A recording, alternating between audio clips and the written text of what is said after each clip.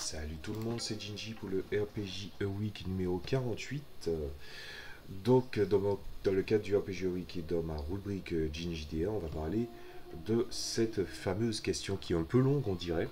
Pour le maître de jeu, quel sentiment te semble-t-il plus difficile à mettre en scène dans une partie de jeu de rôle? Pour joueur, quel sentiment est-il difficile de faire ressentir à ton personnage? Alors, pour ça, je vais quand même m'aider d'un truc. Euh, je fais ça vite fait. Voilà.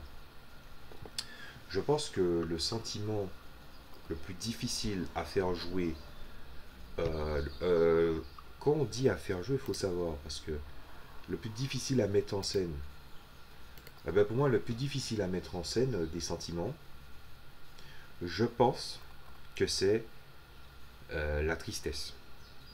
La tristesse. Le plus facile à faire ressentir, c'est la joie. Le plus facile à faire ressentir, c'est la tristesse. C'est un petit peu comme les rayonnements colorés.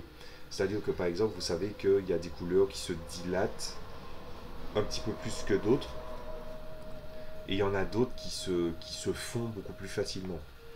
Ben, la tristesse, pour moi, c'est le plus difficile à faire retranscrire, parce que, en fait, je pense que la tristesse, c'est un sentiment que personne n'aime ressentir par défaut. Personne ne dit je veux faire ça, je veux faire ressentir ça. La mélancolie, c'est une forme de tristesse, mais une forme de tristesse qui finalement baigne de tas de sentiments mêlés, qui fait que justement il y a une confrontation entre plusieurs portions d'autres sentiments face à la tristesse qui peut s'avérer grande et qui peut s'avérer palpable en fait. Donc autant faire ressentir la mélancolie, on peut, mais la tristesse, c'est extrêmement difficile. Voilà. Le plus facile à faire ressentir, c'est la joie, évidemment. Voilà. Et je pense aussi que un sentiment qui est difficile à faire retranscrire aussi, c'est un autre qui finalement entre la rage et la tristesse, c'est tout simplement le dégoût. Parce que le dégoût, si vous voulez, le dégoût, c'est le genre de sentiment qui te trahit. Moi, je l'appelle le sentiment traître. Quand tu rejettes quelque chose, c'est normal de rejeter des choses. Il y a des choses qu'on accepte, des choses qu'on rejette. Le dégoût est le sentiment qui te trahit le plus, parce que le dégoût, comment dire ça, tu peux difficilement, en fait, tu peux le feindre, mais tu peux pas le cacher aussi facilement que ça. Voilà. C'est-à-dire, je le dis parce que je ne sais pas si vous êtes dans cette situation, mais moi j'ai été beaucoup en contact avec des gens très très différents, sachant que évidemment j'ai ma personnalité aussi, j'ai mes états d'âme, j'ai ma façon d'être, et du coup le dégoût je l'ai déjà vu, le dégoût, le rejet, on peut parler des deux puisque c'est la même ligne en fait. Le dégoût, le rejet, c'est des sentiments que j'ai déjà vus dans les yeux des gens et des fois, en fait, ça trahit, ça trahit sur le visage des gens. Et d'ailleurs, je dirais même que si vous êtes perspicace et que vous avez du sens commun, vous savez que quand vous êtes trop en contact avec ce genre de personnes-là, rien de bon ne peut vous arriver. C'est pour ça que d'ailleurs, il faut prendre vos distances avec ces gens-là. Après, évidemment, il y a des situations dans lesquelles c'est difficile. Je compte sur votre sens commun pour essayer d'extrapoler, si vous voyez ce que je veux dire.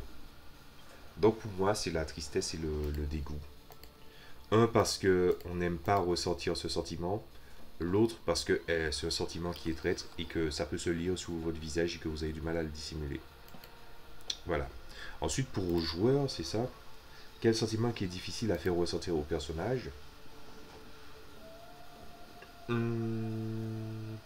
Je pense que c'est la peur. La peur, la terreur. Pourquoi? Alors c'est pour plusieurs raisons. Déjà, il y a un décalage il y a toujours une distanciation entre le joueur et le personnage, et la distanciation du joueur a du mal à se réverbérer sur le personnage. Si le personnage a, comment dire ça, a peur, Si le personnage a peur, bah, c'est pas dit que le joueur a peur. C'est pour ça que justement la question du RPG sur la peur, elle est très importante. Comment tu fais peur à tes joueurs et aux personnages. Et d'ailleurs, c'est pour ça que j'expliquais aussi que dans ma méthode sur la peur, j'ai une réverbération au fait que les autres joueurs qui ont quand même réussi le jet pour que leur personnage ne succombe pas à la peur, factuellement leur personnage ne succombe pas à la peur, mais les joueurs, si. Parce ils écoutent la description des autres et des gens qui ont vraiment méchamment raté le jet d'équilibre mental ou de volonté ou de ce que vous voyez qui tourne autour de ça. Et aussi le fait que je pense que le côté présenté, j'y viendrai dans une vidéo ultérieure, du personnage sans peur et sans reproche, le personnage qui est le héros de l'histoire, le personnage principal, comme diraient certains. D'ailleurs, fatalement, je pense que c'est ce qui pose problème aussi au JDR, c'est que les joueurs se voient souvent en personnage principal. On est toujours le personnage principal de sa propre histoire, autant dans la fiction que dans la réalité.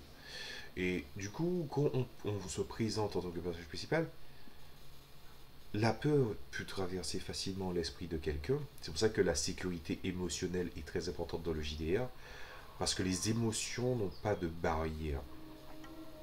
Il n'y a pas de barrière émotionnelle. On peut amortir en ayant de l'appréhension. L'appréhension, c'est ça finalement. C'est amortir d'une émotion et aussi présumer, ou plus ou moins présumer de ce qui se passerait si ça jamais ça arrivait. Et si ça arrive, ça amortit. Mais si c'est autre chose, ben justement, l'appréhension étant profondément négative, si elle n'est pas arrivée, cette appréhension, ben on a un soulagement.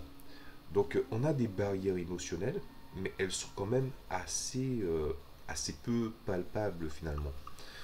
C'est pour ça que la sécurité émotionnelle est très importante dans le JDR. Donc la peur, surtout quand les joueurs s'affirment en étant les personnages principaux, c'est difficile pour un joueur de faire ressentir la peur. Euh, Après, si je regarde la question encore une fois, quel est le sentiment qui est difficile à faire ressentir au personnage? Alors, quel autre sentiment qui serait difficile à faire jouer? Euh, Non, je crois que essentiellement c'est tout ce qui est autour de la peur, hein. La peur, la terreur, l'appréhension. Après, il y a aussi le problème de la soumission aussi. La soumission est aussi une espèce de crainte qui relève du respect. Il y a aussi ça. En gros, tout ce qui relève de la peur. Parce que à l'inverse, le sentiment le plus puissant, et qui dit plus puissant dit aussi qu'il a aussi le plus souvent ses mauvais côtés, c'est la colère. La colère parce qu'on a toujours des choses qu'on n'est pas prêt à accepter. La vigilance parce que finalement on se méfie, on nous a appris à nous méfier du monde, notre entourage.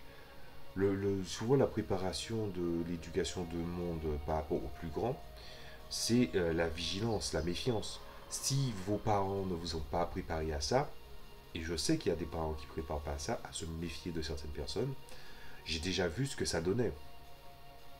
Et la personne devient extrêmement, on va dire, elle tombe parfois soit dans une colère extrêmement peu mesurée, soit en fait elle s'est tellement pétrie de bons sentiments qu'elle essaie de l'appliquer tout le temps jusqu'au moment où sa certitude du bien fondé du monde commence à s'effriter au fur et à mesure qu'elle grandit, ben ça finit par tomber dans une profonde tristesse, une profonde dépression.